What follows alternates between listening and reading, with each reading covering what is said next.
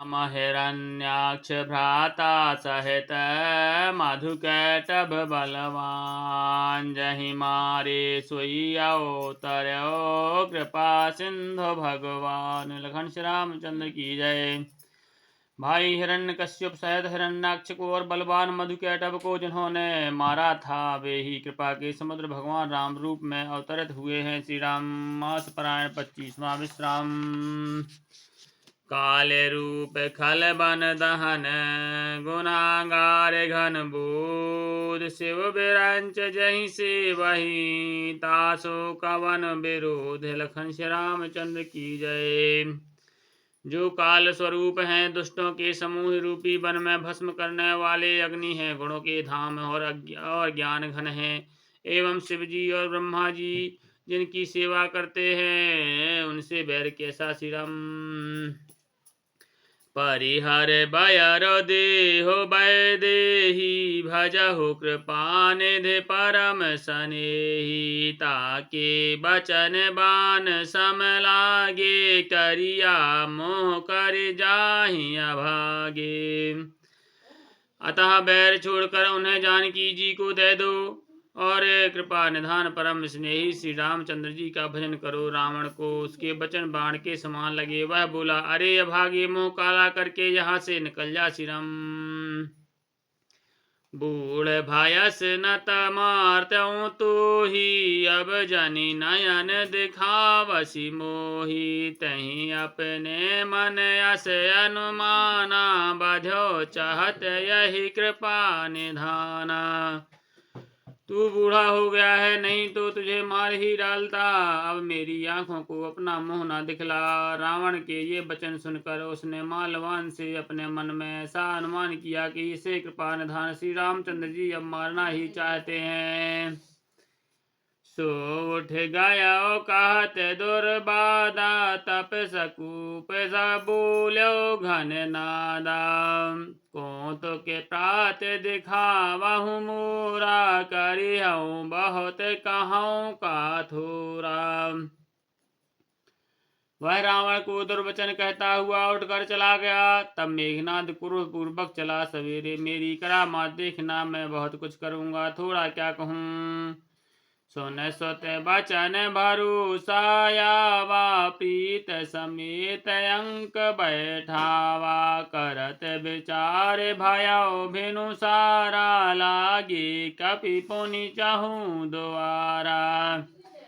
पुत्र के वचन सुनकर रावण को भरोसा आ गया। उसने प्रेम के साथ उसे गोद में बैठा लिया। विचार करते करते ही सवेरा हो गया। बानर फिर चारों दरवाजों पर जा लगे। श्री राम कोपी कपहि दौरे घट गढ़ घेरा नगर कोलाहल भयउ घनेरा। विधुद विधि विविधा युध धर निश्चर धाये गढ़ते पर्वत शिखर ढहाए।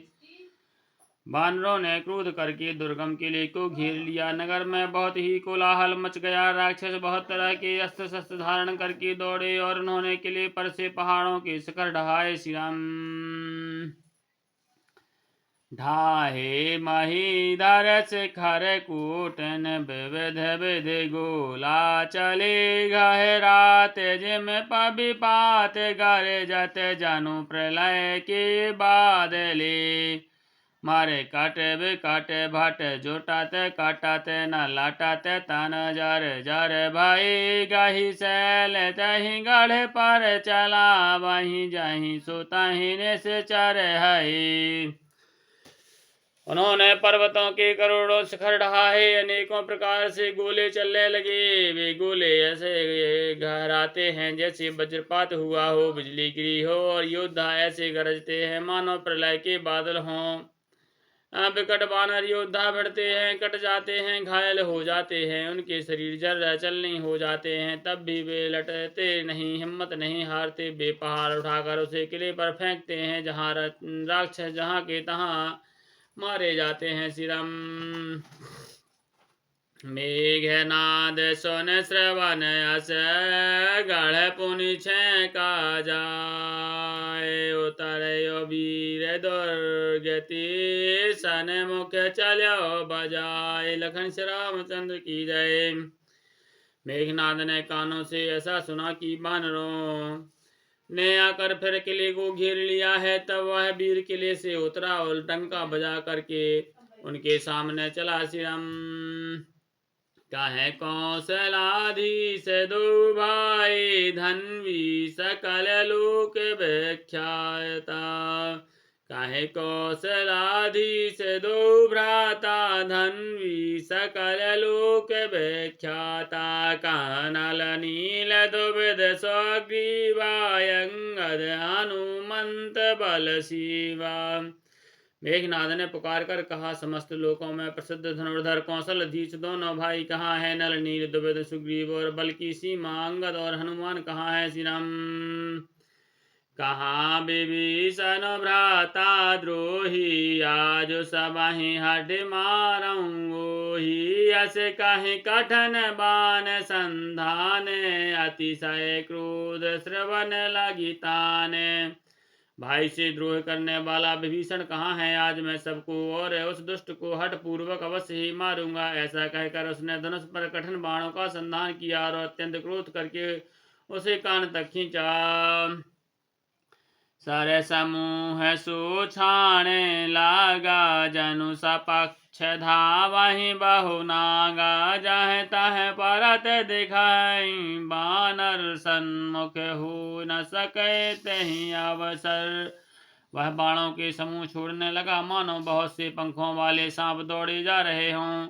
जहां तहां बानर गिरते दिखाई पड़ने लगे। उस समय कोई भी उसके सामने ना हो सके। श्री राम जहाँ तहाँ भाग चले कपिरी छा बिसरी सपहि युद्ध की इच्छा। सो कपि भालु नरन मह देखा और कीन हसी जहि न प्राण अवसेखा। रीछ बानर जहाँ तहाँ भाग चले, सबको युद्ध की इच्छा भूल गई। रणभूमि में ऐसा एक भी बानर भालू नहीं दिखाई पड़ा जिसको उसने प्राण मात्र अवशेष ना कर दिया हो, अर्थात जिसके केवल प्राण ही मात्र बचे हों, बल पुरुषार्थ सारा जाता न रहा हो। दस दस सर सब मारस परि भूम कपिबीर। सिंहनाद कारीगर जा मेघनाद बलधीर। लखन श्री रामचंद्र की जय। उमापति महादेव की जय। गोसाई तुलसीदास की जय। बोलो भाई सब संतन की जय। पवन सुत हनुमान की जय।